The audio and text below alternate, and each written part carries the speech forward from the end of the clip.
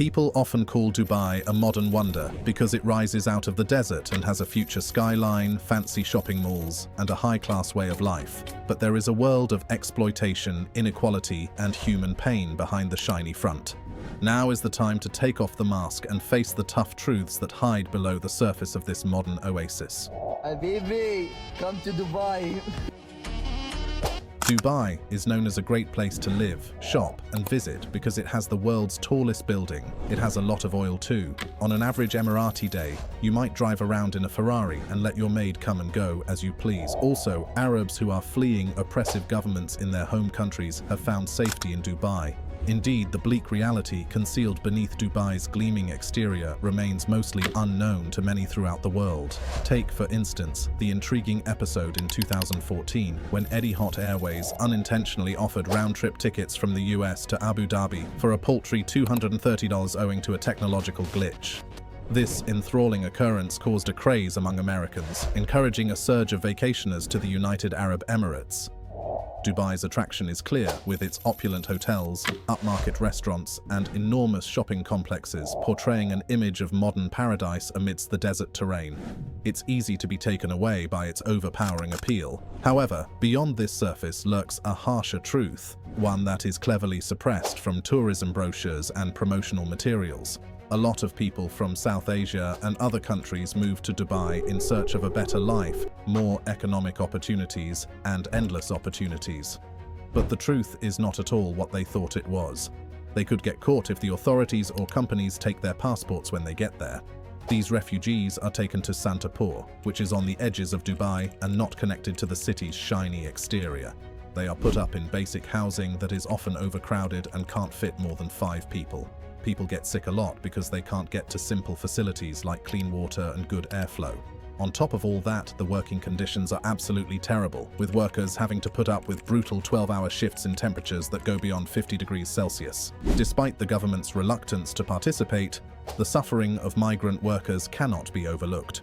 With no route for complaint and the threat of deportation or imprisonment looming over those who try to fight exploitation, many suffer in silence. Tragically, the suicide rate among the Asian community in Dubai has been on the rise, showing the tremendous desperation and sadness gripping these marginalized workers.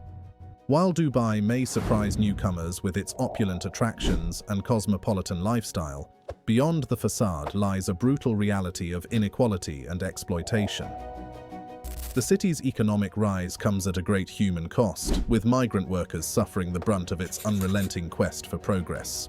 Dubai's history, buried beneath layers of sand and steel, shows a planned effort to convert itself into a worldwide hub. Sheikh Maktoum's idea of enticing foreigners to cultivate the desert in exchange for a tax-free lifestyle has altered the city's demographics, with Emiratis now forming a measly 11% of the population. This inflow of foreign talent has pushed Dubai's rise, but has also laid plain the vast differences within its society. Dubai's social hierarchy is strongly divided, with affluent Emiratis occupying the top levels, followed by wealthy expats who add to the city's economic development. At the bottom rung are the migrant workers, unnoticed yet important to Dubai's development. Despite their crucial input, they are ostracized and exploited, denied the basic rights and respect offered to others.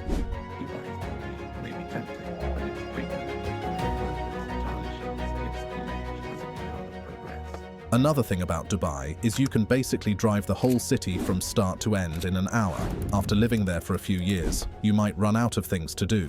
Next is the legal system and human rights. Dubai's legal system, based on Sharia law, can be harsh and opaque, particularly for expatriates.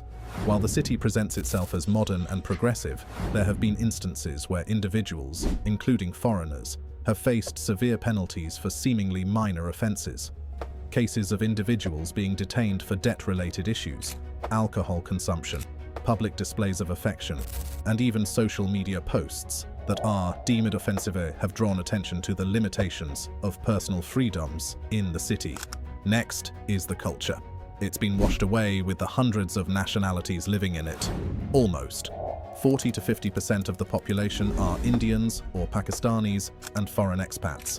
Also, most of the fancy towers you see on the internet are either not inhabited or full of offices, and chances are you won't live in those fancy buildings. You're more likely to live in the ghetto neighborhoods full of prostitutes and accommodations that are shared with 5-10 people in a single room. While Dubai's glitzy skyline and luxurious lifestyle attract millions of visitors, some influencers go to Dubai and are paid to prostitute themselves and do shitty stuffs for money. I don't know if you have heard of the porta potty. Anyways, we can cover that in another video. Next on the list is environmental concerns. Dubai's rapid development has come at a significant environmental cost. The city's thirst for growth has led to extensive land reclamation projects, habitat destruction, and increased pollution.